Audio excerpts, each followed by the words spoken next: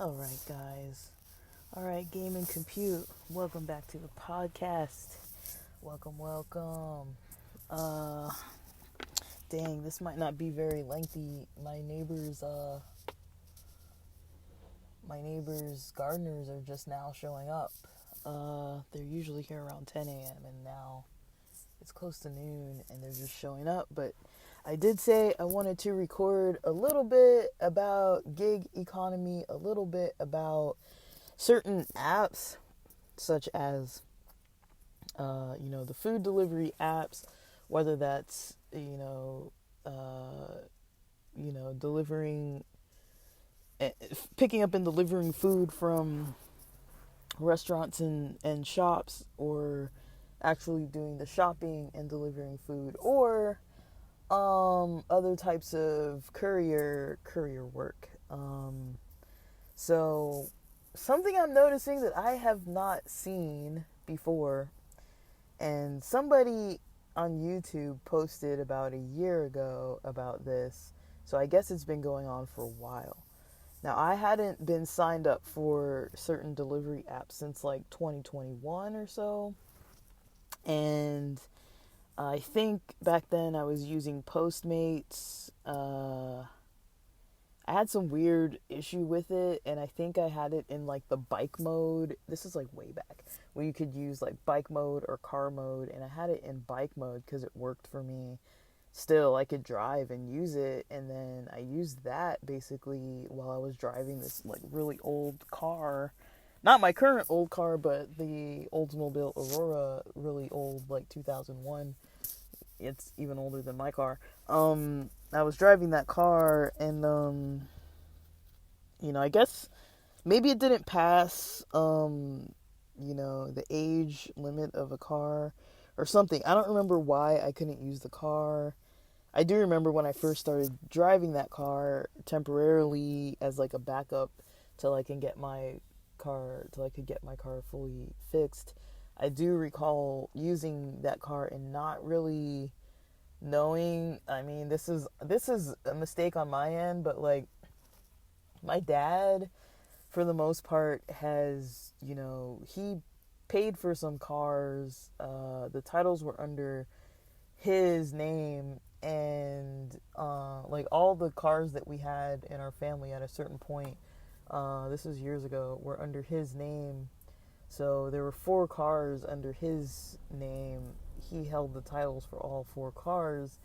This Oldsmobile Aurora was a car that he got from working a contract job in Pennsylvania, and I think it was used when he got it, but it was kind of like a luxury sedan type of car, but it's way old now. Um, but he had that car, and it was um, it was basically he brought it back with him as like an extra car, and so there was my car, my brother's car, my sister's car, and my folks were driving that car, and we've had maybe a few other cars before that, like really old Toyota Corolla from like the 80s or 90s, a BMW from like the 90s that my dad got from one of his friends that was moving to Japan, a minivan that we got way back like in 1992 or something when my sister was born, and uh, there's a Hornet. I don't know if that's a type of car. It was like almost like a teal colored Hornet. Those are the cars I remember having since we lived in LA, and I feel like we had some other little cars. I remember having some other weird little dark green sports car growing up. It had like these weird back windows that had like, I don't know what you call that. It's like these like tinted slats that went like across the back window. Like it had an actual window, and then these like things that went across the back. I don't know what those are called, but I haven't seen any new cars with that. But there were some old like 80s, 90s, maybe late 70s cars that had that, like sports cars specifically. and I don't know what it was for. Like maybe it was for like shade. I don't really know. Like I don't feel like back windows are really like an issue with like sunlight. So I don't know if it had some other purpose, or maybe the window could be removed and you could just have like an open back window with those. I don't really know what it was. I honestly have no clue what it was. But it was an old car that had that situation. I feel like we had another car. This is when we were in the Midwest, but all these like old cars and stuff.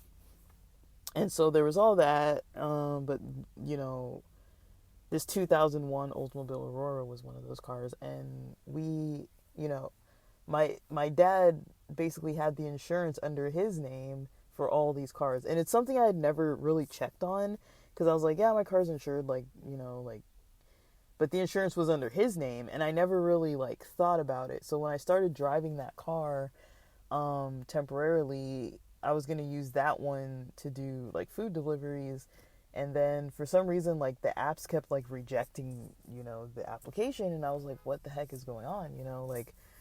And I mean, when I went to get the tags, the updated registration, I think that's about the time that I figured out. I was like, oh shoot, like this car isn't registered. Like I couldn't, you know, I realized that the insurance had lapsed.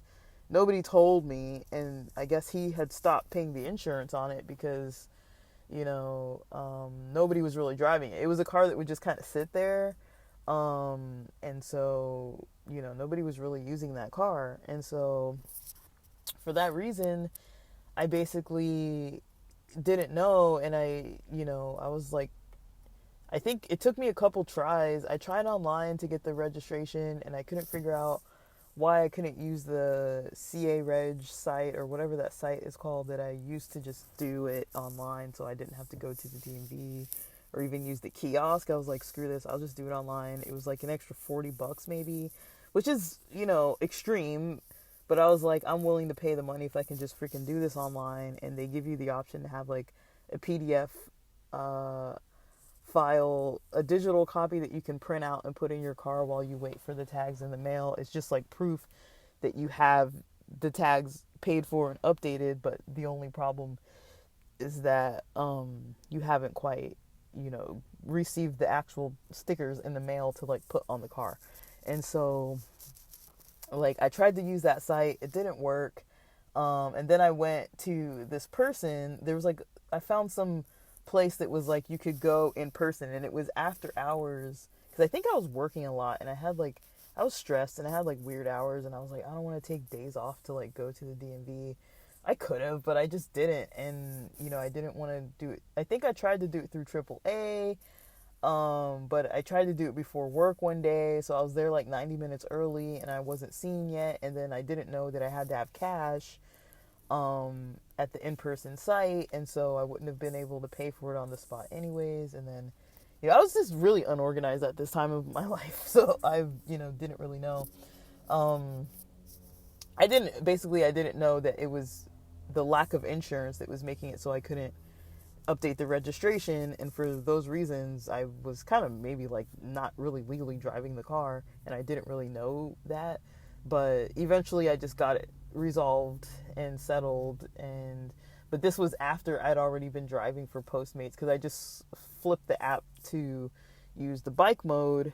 So basically when I was driving north, I used to work near the border in San Diego, and I would drive north every day to go home from work.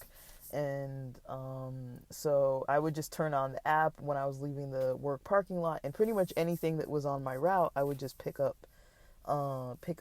delivery stuff and do that. And then I think around the time of like 2001, I had signed up for apps like Shipt and Instacart and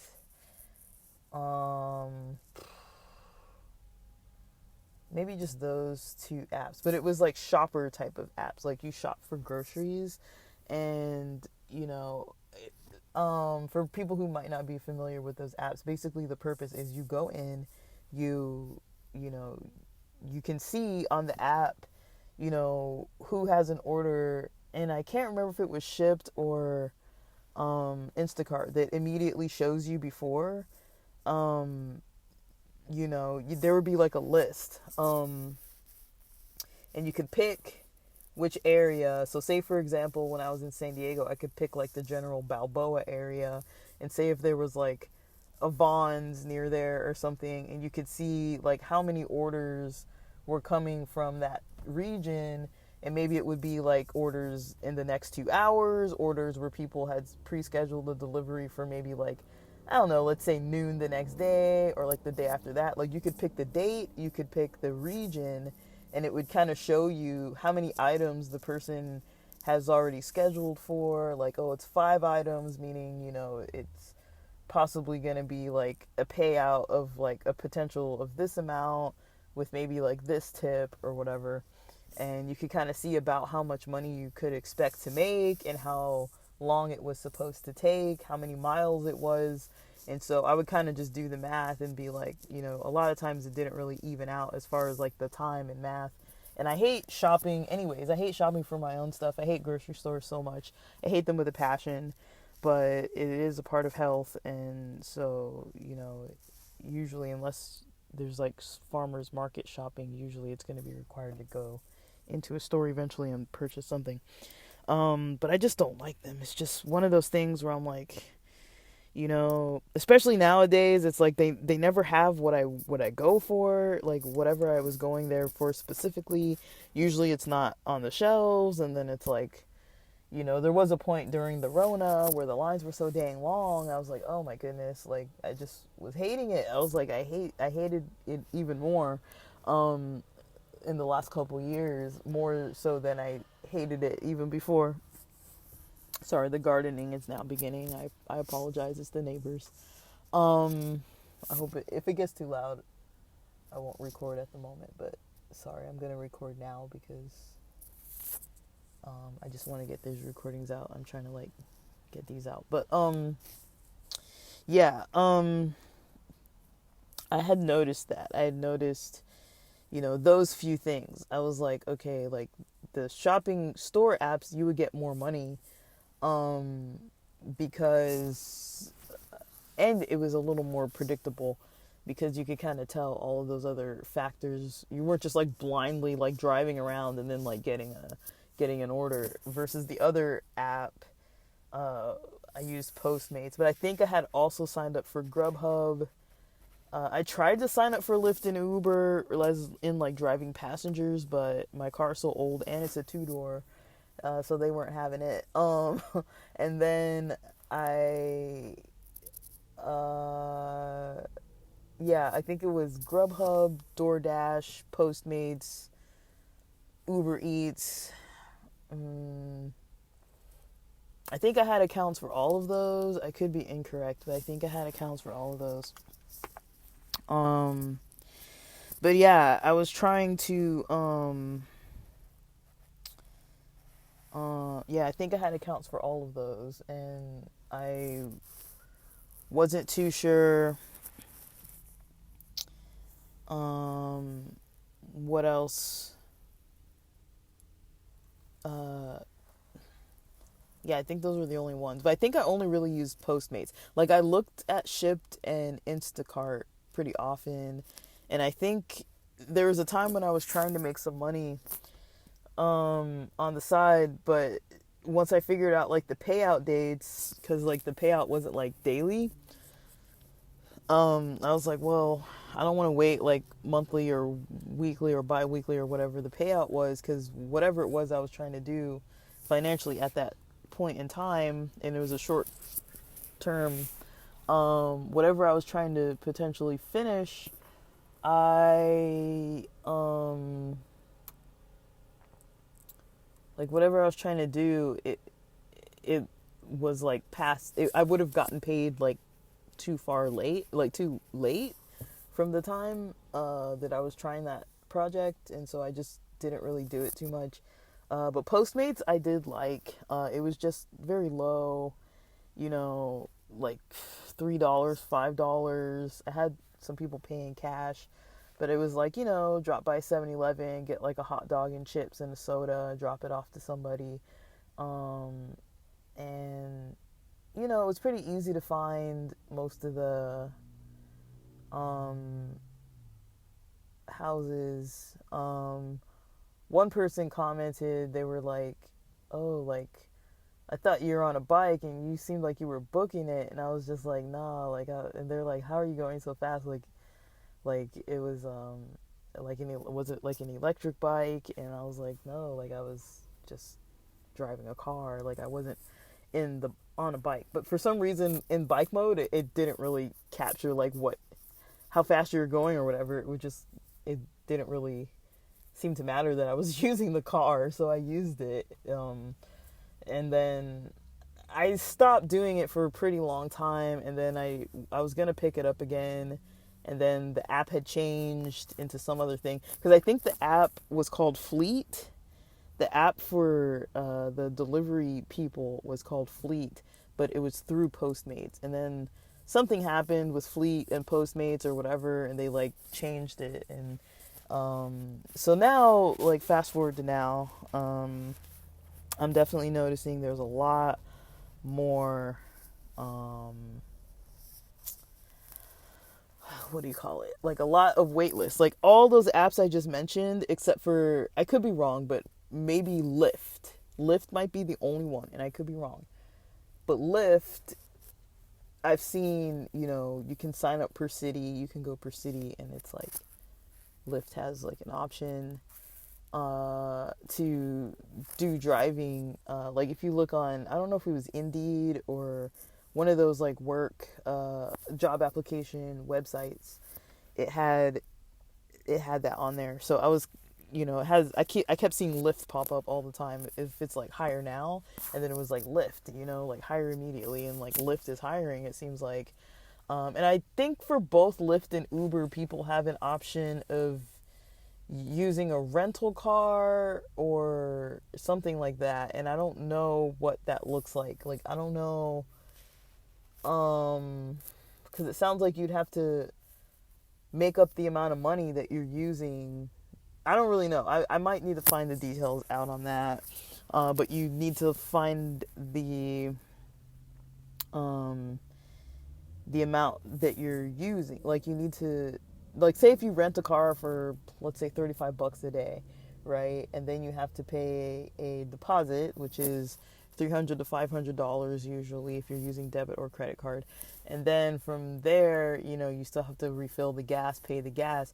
So out of pocket, you're paying minimum like, let's say $5 in gas.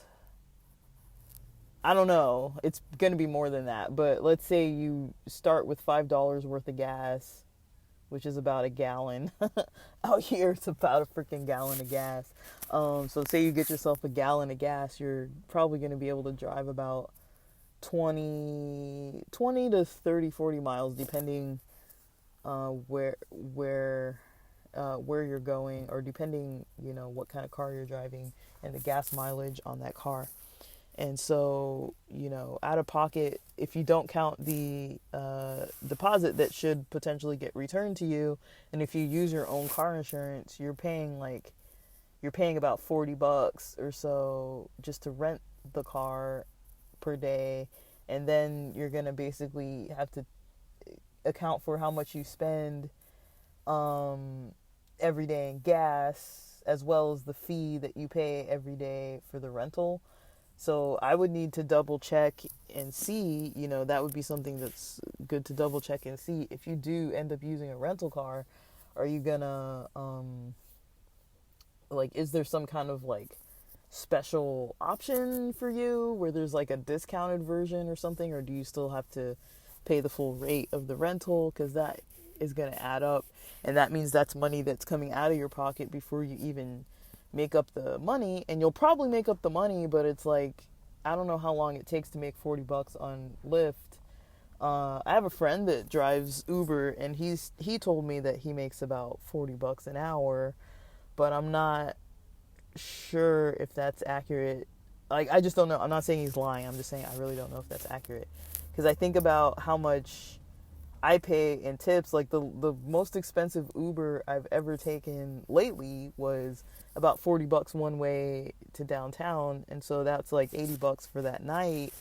And if I'm tipping 20%, that's like $16 tip. So if I'm tipping $16, and most people aren't paying $80 worth of rides, so if I'm tipping $18 on 80 on six, did I say 16 or 18?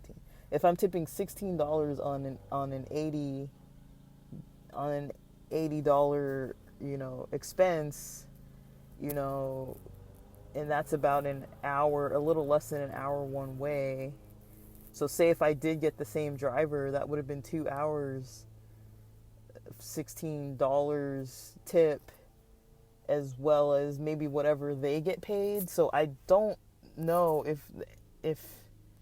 I don't know if it's based on peak hours or driving to and from airports or like crowded areas or what it may be, but yeah, that's something to keep in mind too. And I haven't been able to find too much details lately about like why there's these wait lists.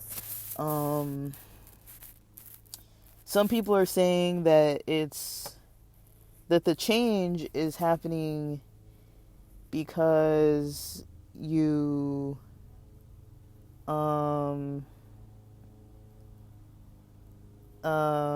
because you sorry, like the change is happening because mostly people in society that use these apps for like getting their meals delivered or their groceries delivered and whatnot, a lot of people are buying less. They're using these apps less because it costs more money for them. Like it charges you a fee to use it, and then there's some other fee on top of that, and then you're kind of, you're supposed to tip. So like you're rarely going to get out the door less than like a $5, $5 to like $15 worth of like fees and tips and all this kind of stuff, where you could save that $5 to $15, just go to the nearest store to you and spend the time instead of the money. And I think that's what more people are doing, is spending the time instead of the money. And they're shopping for themselves. But yeah, I think one thing that might be important to note is for people who are ordering things, you can use EBT, Snap for some of them. I think what it does, say if it's for like Instacart, it shows you which items you can use it for. And I think the key is to make sure you because you have to have a card connected as well, like a different debit or credit card connected as well. So that's one way to get way lower, price for groceries, but you still have to pay the delivery fee and the tip and all that kind of stuff out of pocket, I think. And then I think somebody said too, you have to make sure that you check how much is going to your actual card that's like through your bank or credit card or whatever, or how much is going through your EBT Snap account, because I think the app just decides how much to allot to which card. And what you can do is pay the fees and stuff that you have to pay like on your own personal account, and then use the EBT just for the groceries only. But you have to make sure you're picking groceries that qualify for EBT. Not everything qualifies. Like if you're buying like some things, like I don't know what the categories are. I want to say deli food, so like food that's already made, prepared, food that's so the food that's already made or prepared, or the food that's already there's just some, I don't know what it is, like maybe like fresh, so I don't know, I think fresh vegetables and fruits like produce count. But say if it's like a rotisserie chicken or something, I don't think that counts. Like say if you're buying, I don't know, I think certain food counts. I don't know if like, say if you're buying like razors for shaving or something like that, I don't know if that kind of stuff counts. But the app tells you, you have to look at it and see what's going to count. So that's the only way that I know for people who get groceries and stuff delivery, that you can have a reduced price, but you're still paying out of pocket some of that money. And then otherwise, I don't think Uber Eats, Grubhub, um, what is it? Uber Eats, Grubhub, uh, a lot of stuff. There's a lot of stuff. Uh, Postmates. Um, I don't really think any of those sites actually take um, um, EBT or SNAP. But yeah, um, they're saying that that is one of the reasons why there's a wait list, and I can't really find any other real information about how long these wait lists are. All they really tell you um, is, sign up for a different app if you're waiting on the wait list. And it's like, well, all the apps pretty much have a wait list. Because I just tested it out recently, like within this last week. And even though I have old accounts for every single one, I think every single one, I have old accounts, but some of my accounts got deactivated as well. So, I don't know. Some people say 30 days and then contact them for Grubhub if it exceeds 30 days. And the demand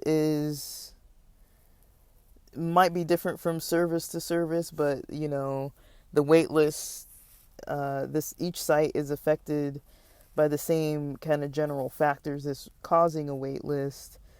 Some people say for Uber Eats, if you drive approximately 10 hours, you're making about $20 an hour. And then Instacart waitlist, some people say several months. This is from November 2022, so that's quite a few months ago still. There's some sign up bonuses, and like these apps do have bonuses and stuff on occasions.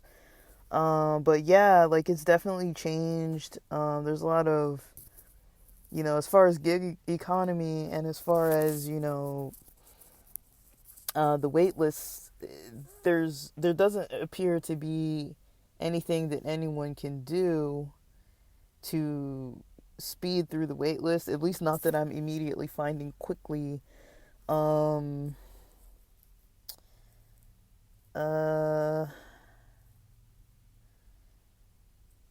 mean, yeah, just because, people don't want to pay more. Right now, it's like people aren't buying as much. The market's kind of oversaturated with drivers, with delivery people. I've done a lot of Instacart orders, and I've had one of the same people in my area take the orders like quite often, which is cool because I tip her a lot, and I think that's why she takes them. But I always give an extra $5 tip, an extra $5 bonus at the after a tip. I think it's set for 15%. But I've noticed too, some of the Instacart deliveries that I receive, they've set the automatic tip to like 12 or 13% or something, and I'm like, nah, I want to tip at least 15, especially if they get it all right. I want to tip them, at least the minimum, which is 15%. I want to make sure they get their money. And if they do something extra, like, it's usually if it's early or, something like that. Like, especially if it's super fast, I'm like, I'll usually give them an extra $5 because I'm like, dude, you did me a solid.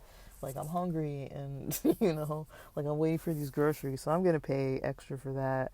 But it's more money, honestly. It's like, it is a lot more money, especially if you do it more than like once a month or once every other week or something. That adds up. You can easily be paying like $100 or $200 extra dollars a month just for getting your food delivered, and you could just easily go get it yourself usually, especially if you don't shop during peak hours. And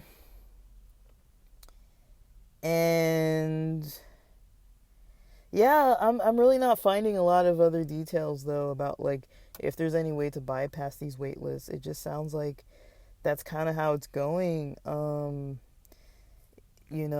If you're on a wait list, you're kind of just stuck on the wait list for now. That's kind of what it seems like.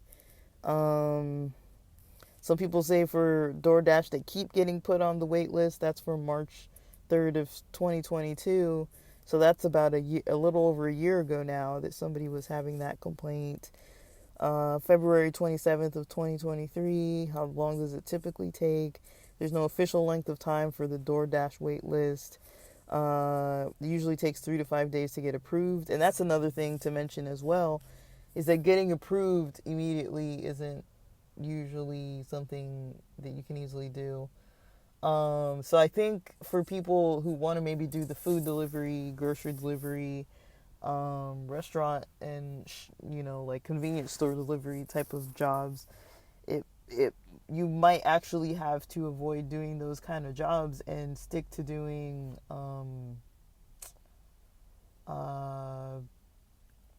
what do you call it?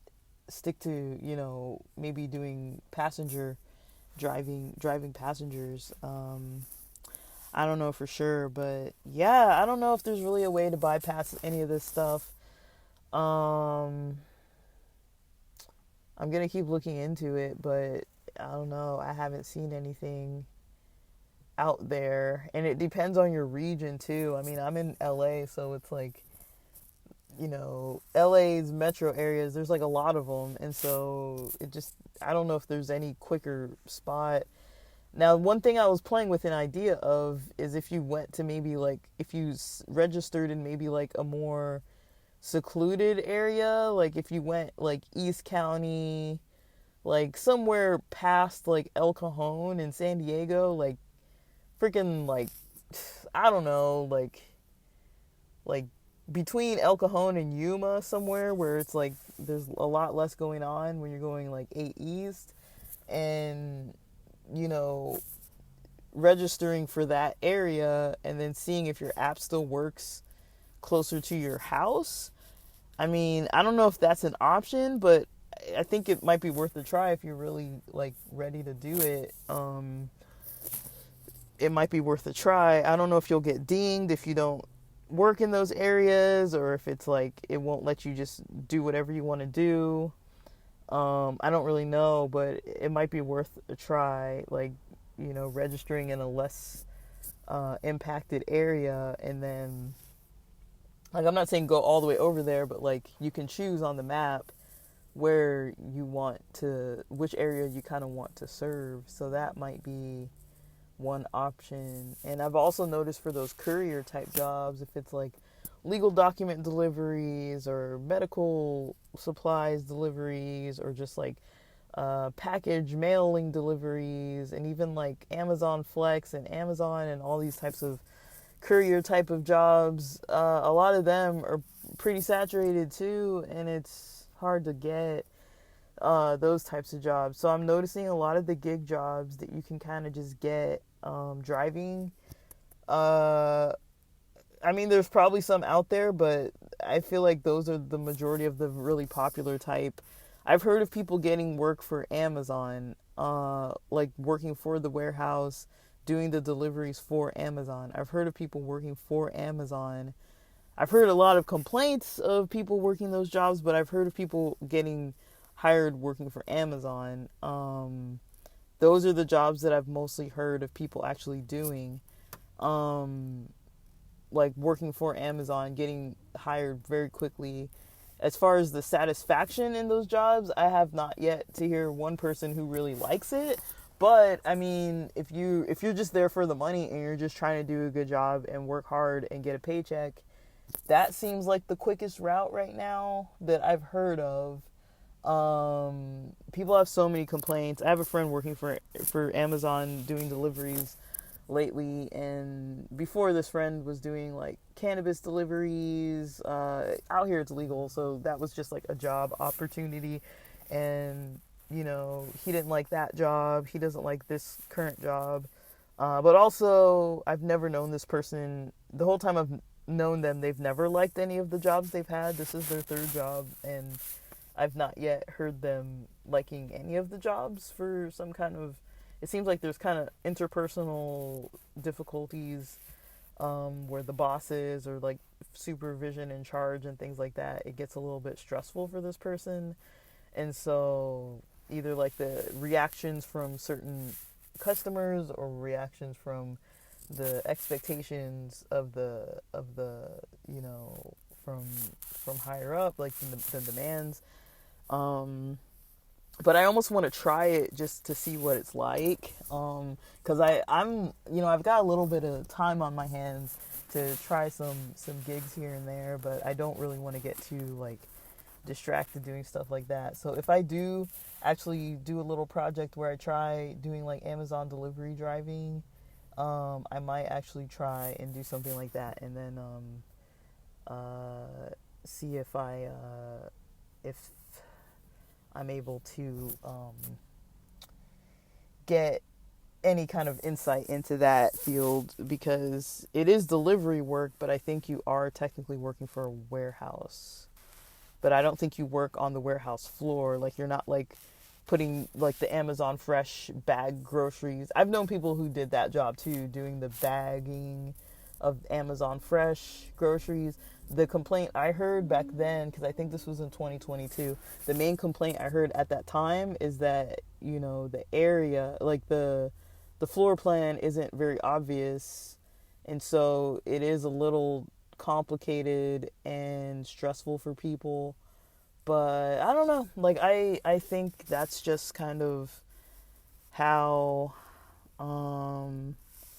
how things are going right now. I know it's stressful for people, but maybe, I mean, I haven't tried those two last options that I mentioned, so please don't hold me to it, but those are the only things that come to my mind, is like try something like Amazon Prime, Amazon delivery, try something like registering in some of these on some of these apps, using some areas where maybe it's not as saturated as like a major city. Just choose some area that's like randomly in your state or near a nearby area that's like really not saturated, and see if you could potentially get off the wait list. But I don't know if that'll mess up your account, because I don't know how long the wait list is. Like, say if you were going to be off the wait list in like a week, or say if they hold you to only taking orders in that area, and if it's tracking you and being like, well, you're not over there, so you can't really take any deliveries, that might mess you up. So maybe try it on an app that you don't really want to actually use or something, or try it on one of the apps. Maybe sign up for all of them, get on the wait list for all of them, and then try it on one of the apps and see if it works for you. I don't really know what else to say. I really can't find a lot of detailed information on this, and it's unfortunate because, like I said, like I was doing some deliveries and stuff around 2021, and it was fine. It was easy to sign up. Like I said, like I just signed up right away, and they sent me like the places that had t-shirts. I got the t-shirt. I got the, sign up stuff, like the card that you have to do the deliveries and all those sorts of things. And it was not a problem at all. But now it seems to be such a complicated mess because people need work too. I think it might not only be that people aren't buying stuff as in such high frequencies. It might also be that not only is the market saturated, but because everyone can just sign themselves up, now everybody who potentially needed work immediately or needed extra money, needed more money to cover the expenses, a lot of these gig type jobs, driving jobs, might be impacted by that negatively. So those are just some tips that I've kind of come across for people who are signing up for EBT and SNAP and stuff like that. I haven't really figured out all the updates, but something was supposed to change in the month of April, that I think there was like some kind of urgent money that people were able to get, and then once April of 2023 hit, they were kind of going to decrease that or take it away or something. So I don't really know. So if people have EBT and SNAP, I would recommend checking your account and making sure that you're still getting the same amount of funds that you were originally going to have. And if I find any other tips, I'll definitely post them. But I haven't tried these things that I'm mentioning, But I do have a friend that recently got hired in San Diego for Amazon delivery, and it's kind of like I don't really know what to think about it because, like, you don't really get tips, so I don't really know how that works. And I don't really, I think it is a little more scheduled and stuff, but I don't know. I mean, sometimes a paycheck is a paycheck, right? But you are technically, I think, still flexible, but I could be wrong about that. It might be just like a 9 to 5 or something. But yeah, that's mostly what I have to say. I'm gonna keep trying to post. If more comes up about gig economy, delivery, driving type work, I'll definitely update some postings. Look out for some blog articles. I'm gonna be doing some blogging too. Trying to get my subscriptions and listeners up. And so usually the way that I drive traffic more easily is through blogging. That's kind of just my method of doing things. But so I'm going to be adding that in, and I'll, if I have, check out the show notes. There's usually going to be some posts coming up in the notes, some links, some posts. So if you're interested in anything that any of those links have to share, either the blog posts or other types of posts, please go ahead and look at that stuff. It's going to be in the bottom links of the podcast description, the show note description area, and then as well as on the blog, I'll be posting links as well at the bottom. I don't want it to interfere with the rest of the content, so I'm not going to be like spamming you guys with all kinds of stuff. But yeah, I'm going to try and post at the bottom, so you'll have to scroll down to the bottom. So if you don't want to see it, it's not going to be like inconveniencing you, like in your face, popping up all over the place. But there's going to be some links that I hope will be of help to people. And I mentioned before, for people who are interested in doing types of work where you're switching into tech or changing a career path into, freelancing and things like that. There's going to be a lot more posts I'll have on that, and links in the description and everything. And it's about my lunchtime. It's 12:30. I'll get these posts out eventually, and that's it for now. I really appreciate you guys listening. Until next time.